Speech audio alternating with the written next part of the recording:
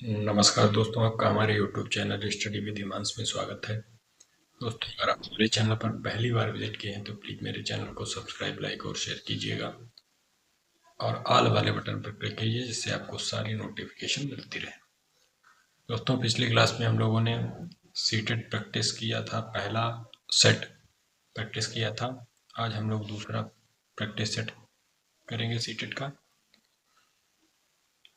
Paper 1 के लिए है दोस्तों, और 30 नंबर की जो CDP आती है उसका प्रैक्टिस सेट हम लोग दूसरा करेंगे। चलिए दोस्तों, क्लास को स्टार्ट करते हैं। पहला प्रश्न है दोस्तों, सुविधाहीन और वंचित समूह के शिक्षार्थियों को संबोधित करने के लिए एक शिक्षक को क्या करना चाहिए? ऑप्शन ए है सभी छात्रों में अपनेपन की भावना को बढ़ावा देना चाहिए। ऑप्शन बी, छात्रों की कमजोरी को सबके सामने उजागर करना चाहिए। ऑप्शन सी, इन छात्रों को एक अलग संकाय ही में पढ़ाना चाहिए। या ऑप्शन डी, सभी छात्रों के लिए मानकीकृत पाठ्यक्रम का प्रयोग करना चाहिए। बताइए दोस्तों, इसमें राइट आंसर क्या होगा? उसका राइट आंसर हो जाएगा दोस्तों ऑप्शन ए, सभी छात्रों में अपनेपन की भावना को बढ़ावा देना चाहिए। चलिए दोस्तों, अगला क्वेश्चन देखते हैं। क्वेश्चन नंबर 2 है, विविध आवश्यकताओं वाले विद्यार्थियों को शामिल करने के लिए निम्न में से किसकी आवश्यकता है? ऑप्शन ए, बैठने की निश्चित व्यवस्था। ऑप्शन बी, लचीला पाठ्यक्रम। ऑप्शन सी, मानकीकृत आकलन। ऑप्शन डी, पाठ्यपुस्तक केंद्रित शिक्षा शास्त्र। बताइए दोस्तों, क्वेश्चन नंबर 2 का राइट आंसर क्या होगा? तो इसका राइट आंसर हो जाएगा दोस्तों ऑप्शन बी, लचीला पाठ्यक्रम। क्वेश्चन नंबर 3 है दोस्तों, निम्नलिखित में से कौन सी दिव्यांगता सामाजिक संचार में चुनौतियों का कारण बनती है? ऑप्शन ए है आत्मकेंद्रिता, स्वलीनता। ऑप्शन बी है पठन वैफल्य। ऑप्शन सी है गुणज वैफल्य। ऑप्शन डी है गतिमान दिव्यांगता। बताइए दोस्तों, क्वेश्चन नंबर 3 का कौन सा उत्तर सही होगा?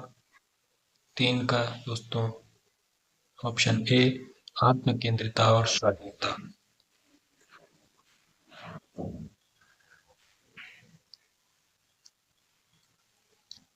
क्वेश्चन नंबर 4 है दोस्तों, निम्न में से कौन सा सुविधाहीन और वंचित समूहों के शिक्षार्थियों को शामिल करने में मदद करता? ऑप्शन ए है विविधता को महत्व। ऑप्शन बी है गैर प्रासंगिक पाठ्यक्रम। ऑप्शन सी है प्रमुख समूह की ओर केंद्रित शिक्षा शास्त्र। या ऑप्शन डी है मानकीकृत परीक्षण। बताइए दोस्तों, क्वेश्चन नंबर 4 का उत्तर कौन सा उत्तर बिल्कुल सही होगा? क्वेश्चन 4 का राइट आंसर हो जाएगा दोस्तों विविधता को महत्व।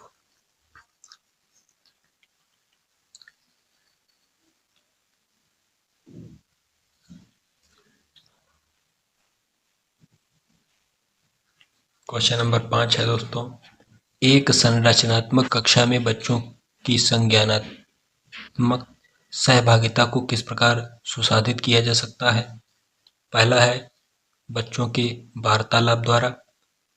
दूसरा है अध्यापक के संवेगों द्वारा। तीसरा है बच्चों के सकारात्मक परस्पर संबंधों द्वारा। चौथा है बाह्य रूप से अधिरोपित अनुशासन द्वारा।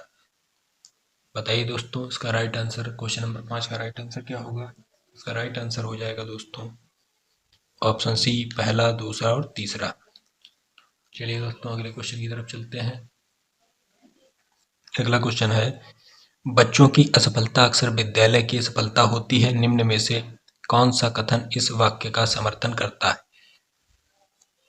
पहला है ऑप्शन ए है स्कूलों का अस्तित्व विद्यार्थियों के सामर्थ्य में विविधीकरण करने हेतु है। ऑप्शन बी है बच्चे इसलिए सफल होते हैं क्योंकि विद्यालय बच्चों के सीखने की विविध गतियों का संज्ञान नहीं करते। ऑप्शन सी है बच्चे इसलिए सफल होते हैं क्योंकि विद्यालय की जरूरतों का अनुपालन नहीं करते। ऑप्शन डी है बच्चे योग्यता की कमी और निम्न बुद्धि की वजह से असफल होते हैं। बताइए दोस्तों, क्वेश्चन नंबर 6 का राइट आंसर क्या होगा?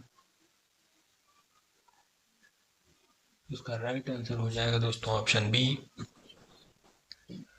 बच्चे इसलिए असफल होते हैं क्योंकि विद्यालय बच्चों के सीखने की विविध गतियों का संज्ञान नहीं करते।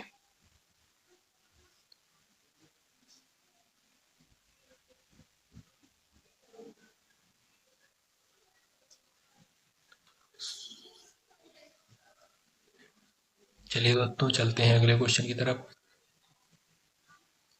क्वेश्चन नंबर 7, प्रतिभाशाली विद्यार्थियों की आवश्यकताओं को पूरा करने के लिए निम्नलिखित में से कौन सी एक प्रभावी रणनीति है?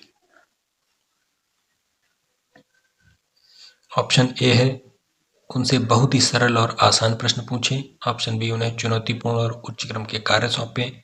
ऑप्शन सी, जानकारी को समझने के लिए अतिरिक्त समय दें। ऑप्शन डी, उनमें सफलता की कम उम्मीदें रखें उनसे सफलता की कम उम्मीदें रखें। चलिए दोस्तों, बताइए क्वेश्चन नंबर 7 का कौन सा उत्तर बिल्कुल सही होगा? इसका राइट आंसर हो जाएगा दोस्तों ऑप्शन बी, उन्हें चुनौतीपूर्ण और उच्च क्रम के कार्य सौंपें। क्वेश्चन नंबर 8 है दोस्तों, विविध आवश्यकताओं वाले शिक्षार्थियों वाली कक्षा में शिक्षक को निम्नलिखित के लिए विकल्प उपलब्ध नहीं करने चाहिए। बताइए दोस्तों, इसका राइट आंसर क्या होगा?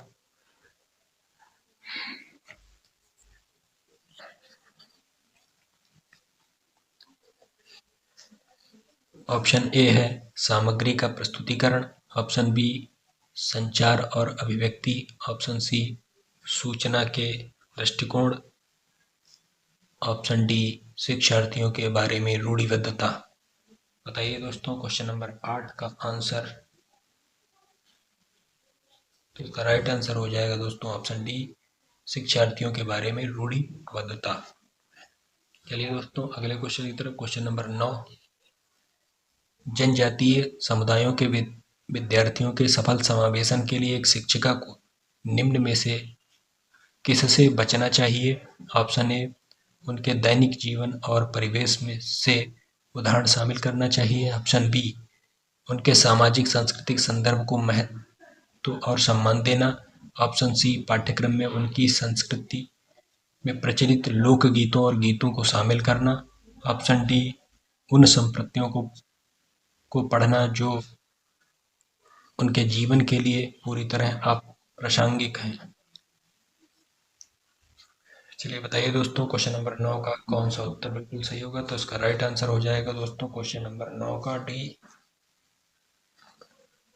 चलिए दोस्तों, अगले प्रश्न की तरफ चलते हैं। प्रश्न नंबर है 10, निम्नलिखित में से कौन सा विकल्प दी गई दिव्यांगता और संबंधित विद्यार्थियों के समावेशन हेतु यथोचित संयोजन रणनीति का सही युग्म है? ऑप्शन ए है, ध्यान न्यूनता अति क्रियाशीलता विकार लंबी अवधि की फिल्में दिखाएं। ऑप्शन बी है, जितना हो सके एक ही समय सारणी दिनचर्या में लिप्त रखें। ऑप्शन सी, पठन वैफल्य जटिल गणना पर आधारित प्रश्न दें। ऑप्शन डी, वाकबाधिता मूल्यांकन के केवल मौखिक रूप को स्वीकार करें। बताइए दोस्तों, क्वेश्चन नंबर 10 का उत्तर क्या होगा? क्वेश्चन नंबर 10 का उत्तर हो जाएगा दोस्तों ऑप्शन बी, जितना हो सके एक ही समय सारणी दिनचर्या में लिप्त रखें। क्वेश्चन नंबर 11 है दोस्तों, एक बाल केंद्रित कक्षा में बच्चे ऑप्शन ए निष्क्रिय नकलची के रूप में देखे जाते हैं। ऑप्शन बी, ज्ञान के निर्माण में सक्रिय रूप से लगे हुए हैं। ऑप्शन सी, ब्लैक बोर्ड से उत्तरों की प्रतिलिपि बनाने को अग्रसर होते हैं। या ऑप्शन डी, केवल निष्क्रिय श्रोता होना चाहिए। बताइए दोस्तों, इसका राइट आंसर को क्या होगा? क्वेश्चन नंबर 11, इसका राइट आंसर हो जाएगा दोस्तों ऑप्शन बी, ज्ञान के निर्माण में सक्रिय रूप से लगे हुए हैं। चलिए दोस्तों अगले क्वेश्चन की तरफ आते हैं। अगला क्वेश्चन है, क्वेश्चन नंबर 12 है, बाल विकास के सिद्धांतों के संदर्भ में निम्न में से कौन सा कथन सही है? ऑप्शन ए है, विकास शरीर के केंद्रीय भाग से बाहरी भाग की तरफ होता है। ऑप्शन बी, विकास आनुवांशिकता और पर्यावरण से प्रभावित नहीं होता। ऑप्शन सी, ऐसे क्षेत्र में विकास का अन्य क्षेत्रों के विकास पर कोई प्रभाव नहीं पड़ता। ऑप्शन डी है, विकास पूर्णतः संख्यात्मक है और इसे सटीक रूप से मापा जा सकता है। बताइए दोस्तों, क्वेश्चन नंबर 12 का कौन सा उत्तर बिल्कुल सही होगा? तो इसका राइट आंसर हो जाएगा दोस्तों ऑप्शन ए, शरीर के विकास शरीर के केंद्रीय भाग से बाहरी भाग की तरफ होता है। चलिए दोस्तों अगले क्वेश्चन की तरफ आते हैं। क्वेश्चन नंबर है 13। कथन है, कक्षा में प्रिंट समृद्ध वातावरण का सृजन बहुत महत्वपूर्ण है। तर्क है, उपकारी वातावरण भाषा विकास में अर्थपूर्ण भूमिका निभाता है। पहला है, इसका सही विकल्प को चुनना है आपको। ऑप्शन ए है, ए और आर दोनों सही है और आर ए की सही व्याख्या करता है। ऑप्शन बी है, ए और आर दोनों सही है लेकिन आर ए की सही व्याख्या नहीं है। ऑप्शन सी है, ए सही है लेकिन आर गलत। ऑप्शन डी है, ए और आर दोनों गलत हैं। बताइए दोस्तों इसमें राइट आंसर क्या होगा? क्वेश्चन नंबर 13 का राइट आंसर हो जाएगा दोस्तों ऑप्शन ए, ए और आर दोनों सही है और आर ए की सही व्याख्या करता है। क्वेश्चन नंबर 14 है दोस्तों,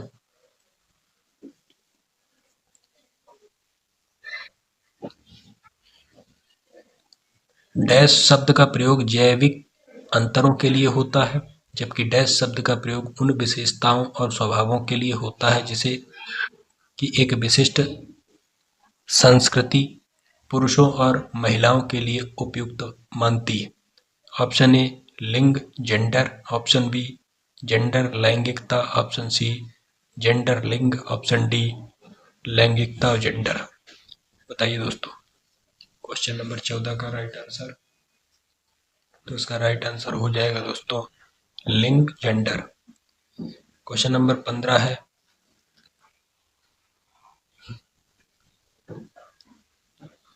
बहुभाषी कक्षा के लिए निम्नलिखित में से कौन सा कथन सर्वाधिक उपयुक्त होगा? बताइए दोस्तों।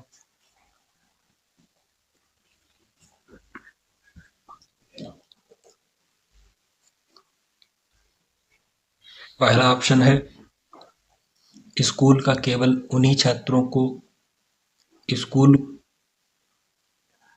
का केवल उन्हीं छात्रों को भर्ती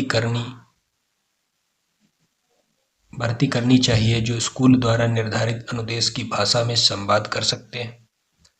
ऑप्शन बी है, शिक्षक को सभी भाषाओं का सम्मान करना चाहिए और छात्रों को उस भाषा में संवाद करने के लिए प्रोत्साहित करना चाहिए जिनका प्रयोग करने में उन्हें आसानी हो। ऑप्शन सी है, शिक्षक को उन छात्रों को दंडित करना चाहिए जो स्कूल द्वारा निर्धारित अनुदेश की भाषा के अलावा अन्य भाषाओं में संवाद करते हैं। या ऑप्शन डी, स्कूल द्वारा निर्धारित अनुदेश की भाषा में ही सभी का मूल्यांकन होना चाहिए। बताइए दोस्तों बहुभाषी कक्षा के लिए सबसे उपयुक्त कथन कौन सा है? क्वेश्चन नंबर 15, उसका राइट आंसर हो जाएगा दोस्तों ऑप्शन बी, शिक्षक को सभी भाषाओं का सम्मान करना चाहिए और छात्रों को उस भाषा में संवाद करने के लिए प्रोत्साहित करना चाहिए जिनका प्रयोग करने में उन्हें आसानी हो। चलिए दोस्तों क्वेश्चन नंबर 16, निम्न में से कौन सा कथन मूल्यांकन हेतु मानकीकृत परीक्षणों के संदर्भ में सही है? ऑप्शन ए, यह छात्रों में अपसारी चिंतन को प्रोत्साहित करते हैं। ऑप्शन बी, मूल्यांकन के शब्द ढांचों संरचनाओं पर आधारित है। ऑप्शन सी, वे अधिगमकर्ताओं की आवश्यकताओं और नियोक्ताओं पर आधारित भिन्न विधियों का प्रयोग करते हैं। या ऑप्शन डी, वे मानते हैं कि प्रत्येक व्यक्ति भिन्न गति से सीखता है। बताइए दोस्तों, क्वेश्चन नंबर 16 का उत्तर क्या होगा? इसका राइट आंसर हो जाएगा दोस्तों ऑप्शन बी, मूल्यांकन के सत्य ढांचों संरचनाओं पर आधारित है। क्वेश्चन नंबर नेक्स्ट पे चलते हैं दोस्तों। क्वेश्चन नंबर 17 है, निम्न में से कौन सी विधि अधिगम के लिए आकलन हेतु उपयुक्त है? ऑप्शन ए है सिर्फ साल के अंत में परीक्षाएं। ऑप्शन बी है बच्चों के संप्रत्य बुद्धि का नियमित प्रलेखीकरण। ऑप्शन सी मानकीकृत परीक्षण। ऑप्शन डी केवल प्रत्यास्मरण पर आधारित प्रश्नोत्तरी। बताइए दोस्तों, क्वेश्चन नंबर 17 का उत्तर क्या होगा? तो इसका राइट आंसर हो जाएगा दोस्तों ऑप्शन बी, बच्चों के संप्रत्य बुद्धि का नियमित प्रलेखीकरण। चलिए दोस्तों, अगले क्वेश्चन की तरफ आते हैं। क्वेश्चन नंबर 18, बच्चों में भाषा विकास किससे प्रभावित होता है? ऑप्शन ए है केवल आनुवंशिकता से। ऑप्शन बी केवल पर्यावरण से। ऑप्शन सी आनुवंशिकता एवं पर्यावरण दोनों से। ऑप्शन डी ना आनुवंशिकता से ना पर्यावरण से। बताइए दोस्तों, इसका राइट आंसर क्या होगा? Question number 18।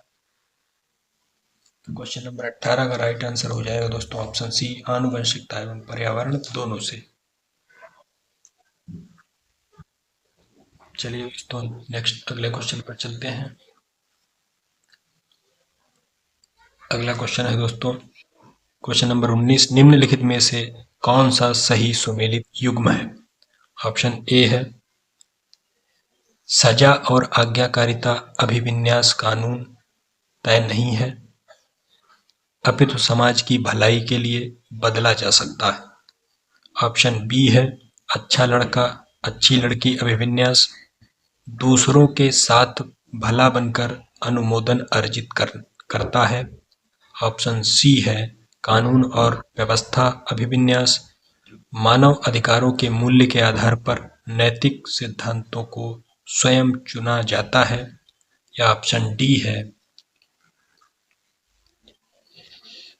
सामाजिक अनुबंध अभिविन्यास किसी क्रिया के भौतिक परिणाम यह निर्धारित करते हैं कि यह अच्छा है या बुरा। बताइए दोस्तों, इसका राइट आंसर क्या होगा? Question number 19। क्वेश्चन नंबर 19 का राइट आंसर हो जाएगा दोस्तों ऑप्शन बी,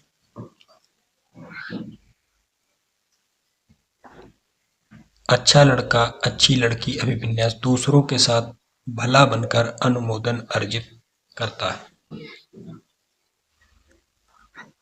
अगला क्वेश्चन है दोस्तों क्वेश्चन नंबर 20।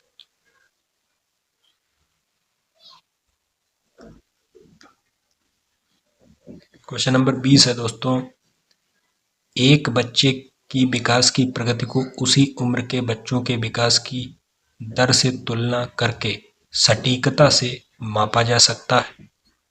तर्क है विकास का स्वरूप व गति सभी बच्चों के लिए एक समान होता है तथा सभी सांस्कृतिक परिवेश में समान रहता है। सही विकल्प को चुनें। सही विकल्प को चुनना है आपको। ऑप्शन है, ऑप्शन ए है ए और आर दोनों सही है और आर सही व्याख्या करता है ए की। ऑप्शन बी है ए और आर दोनों सही है लेकिन आर सही व्याख्या नहीं है ए की। ऑप्शन सी है ए सही है लेकिन आर गलत। या ऑप्शन डी है ए और आर दोनों गलत है। बताइए दोस्तों, क्वेश्चन नंबर 20 का उत्तर क्या होगा? क्वेश्चन नंबर 20 का ऑप्शन होगा, उत्तर होगा डी, ए और आर दोनों गलत है। चलिए दोस्तों, अगले क्वेश्चन की तरफ चलते हैं।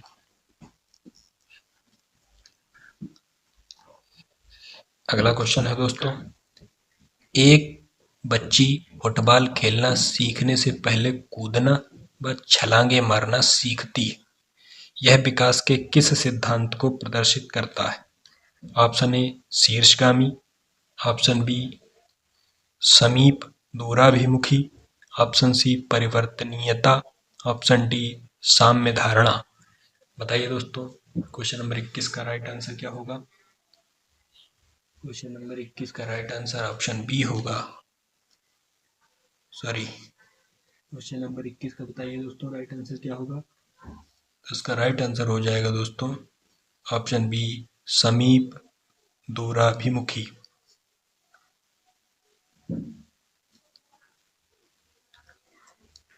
चलिए दोस्तों, चलते हैं अगले क्वेश्चन की तरफ। अगला क्वेश्चन है दोस्तों question number 23, sorry question number 22। निम्नलिखित में से विकास के बारे में कौन सा कथन सही नहीं है? नेगेटिव क्वेश्चन पूछा गया है की बार दोस्तों। पहला ऑप्शन है विकास आनुवंशिकता व पर्यावरण की अंतःक्रिया का उत्पाद है। ऑप्शन बी विकास का कुछ हद तक पूर्वानुमान लगाया जा सकता है। ऑप्शन सी विकास की दर एक समान और सार्वभौमिक है। ऑप्शन डी विकास सामान्य से विशिष्ट की ओर होता है। बताइए दोस्तों, क्वेश्चन नंबर 22 का उत्तर क्या है? इसका राइट आंसर हो जाएगा दोस्तों ऑप्शन सी विकास की दर एक समान और सार्वभौमिक है। नेगेटिव पूछा गया था दोस्तों, तो राइट आंसर हो जाएगा दोस्तों ऑप्शन 22 का सी हो जाएगा। चलिए दोस्तों अगले क्वेश्चन की तरफ चलते हैं। क्वेश्चन नंबर 23, कथन दिया हुआ है बच्चे अपनी संस्कृति में व्यवहार करने के उपयुक्त तरीके अपने दोस्तों, मीडिया जैसे कई स्रोतों से सीखते हैं। तर्क समाजीकरण एक प्रक्रिया है जो बहुत से औपचारिक और अनौपचारिक साधनों के जरिए होती है। सही विकल्प को चुनिए, सही विकल्प को चुनिए। तो ऑप्शन ए है, ए और आर दोनों सही है और आर सही व्याख्या करता है ए की। बी है, ए और आर दोनों सही हैं लेकिन आर सही व्याख्या नहीं है ए की। या सी, ए सही है आर गलत है। या ऑप्शन सी, ऑप्शन डी है, ए और आर दोनों गलत है। बताइए दोस्तों, क्वेश्चन नंबर 23 का राइट आंसर क्या होगा? क्वेश्चन नंबर 23 का राइट आंसर हो जाएगा दोस्तों ऑप्शन ए और आर दोनों सही है और आर सही व्याख्या करता है ए की। चलिए दोस्तों चलते हैं अगले क्वेश्चन की तरफ।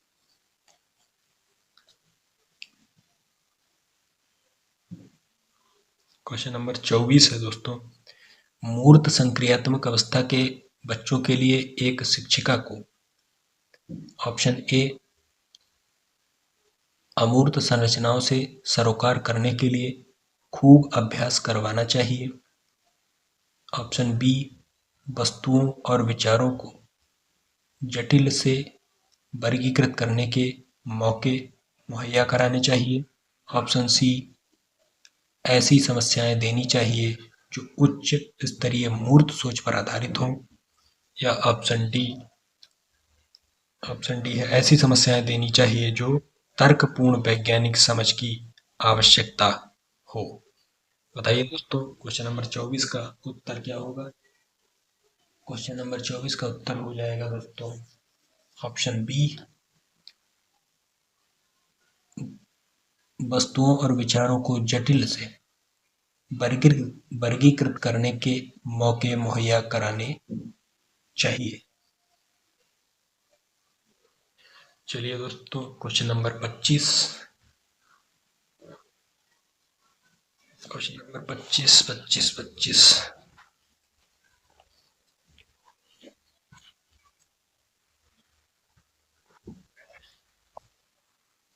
क्वेश्चन नंबर 25 है दोस्तों, कोहलबर्ग के नैतिक विकास सिद्धांत में दूसरे स्तर पारंपरिक नैतिकता की तीसरी अवस्था को क्या कहा जाता है? ऑप्शन ए आज्ञा पालन और दंड अभिविन्यास। ऑप्शन बी अच्छा लड़का अच्छी लड़की अभिविन्यास। ऑप्शन सी कानून और आदेश पालन अभिविन्यास, या ऑप्शन डी सामाजिक समझौते और व्यक्तिगत आधार अभिविन्यास। बताइए दोस्तों, क्वेश्चन नंबर 25 का राइट आंसर क्या होगा? तो क्वेश्चन नंबर 25 का राइट आंसर हो जाएगा दोस्तों ऑप्शन बी, अच्छा लड़का अच्छी लड़की अभिविन्यास। चलिए दोस्तों, अगले क्वेश्चन की तरफ चलते हैं। क्वेश्चन नंबर 26, जीन पियाजे के सिद्धांत में वर्तमान स्कीमा द्वारा परिवेश को समझ पाने की असमर्थता के कारण एक नए स्कीमा की रचना क्या कहलाती है? ऑप्शन ए समायोजन, ऑप्शन बी आत्मसातीकरण, ऑप्शन सी अनुकूलन, या ऑप्शन डी संगठन। बताइए दोस्तों, 26 नंबर क्वेश्चन का उत्तर क्या होगा? इसका राइट आंसर हो जाएगा दोस्तों समायोजन। चलिए दोस्तों, अगले क्वेश्चन की तरफ चलते हैं। क्वेश्चन नंबर 27 है, पियाजे के अनुसार कौन सा संप्रत्यय कार्य रूप सूचना को संगठित और प्रतिपादित करता है? ऑप्शन ए व्याख्यात्मक प्रतिदर्शक, option B schema, option C अग्रिम संगठन, ऑप्शन डी संवेदी मुद्रक। बताइए दोस्तों, क्वेश्चन नंबर 27 का राइट आंसर क्या होगा? क्वेश्चन नंबर 27 का राइट आंसर हो जाएगा दोस्तों ऑप्शन बी स्कीमा। चलिए दोस्तों, अगले क्वेश्चन पर चलते हैं। क्वेश्चन नंबर है 28, निम्नलिखित में से क्या एक प्रगतिशील कक्षा की विशेषता है? ऑप्शन ए शिक्षिका पूरी तरह से कक्षा को नियंत्रित करती है, ऑप्शन बी बच्चों की भागीदारी न्यूनतम है, ऑप्शन सी गतिविधियां कार्य करते समय बच्चों का मूल्यांकन किया जाता है, या ऑप्शन डी समय सारणी और बैठने की व्यवस्था तय है। बताइए दोस्तों, क्वेश्चन नंबर 28 आंसर क्या हो जाए? तो इसका राइट आंसर हो जाएगा दोस्तों ऑप्शन सी गतिविधियां कार्य करते समय बच्चों का मूल्यांकन किया जाता है। क्वेश्चन नंबर दोस्तों है 29, वंचित और हाशिए पर स्थित समूहों की भाषा और संस्कृति को स्कूली पाठ्यक्रम में समावेशित करने से एक अध्यापक क्या सुनिश्चित कर सकता है?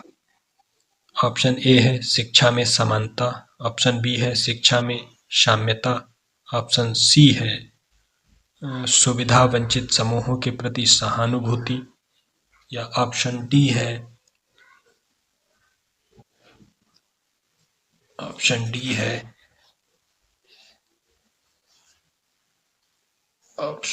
है दोस्तों विशेषता सुविधा वंचित समूहों के लिए व्यावसायिक शिक्षा।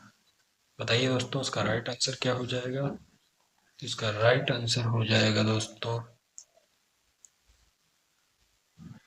ऑप्शन बी शिक्षा में साम्यता। चलिए दोस्तों, आते हैं अगले क्वेश्चन की तरफ।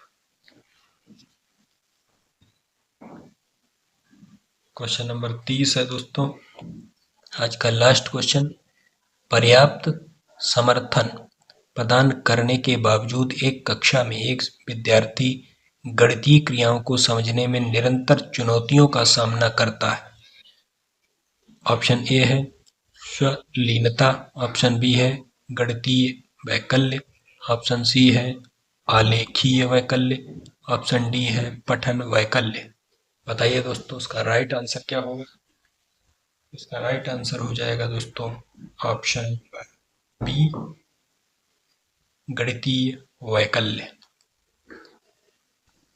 चलिए दोस्तों, क्लास को यहीं पर खत्म करते हैं।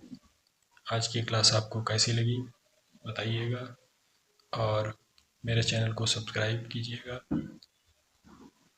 और क्लास अच्छी लगी हो तो लाइक ज़रूर कीजिएगा। चलिए मिलते हैं अगली क्लास में, तब तक के लिए जय हिंद जय भारत।